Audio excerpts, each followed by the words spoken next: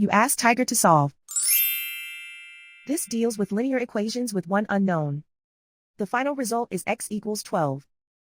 Let's solve it step by step. Simplify the expression. Find the greatest common factor of the numerator and denominator. Factor out and cancel the greatest common factor. Swap sides. Isolate the x. Multiply both sides by 18.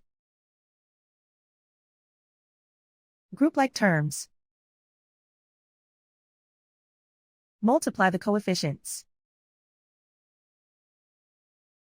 Simplify the fraction. Multiply the fractions.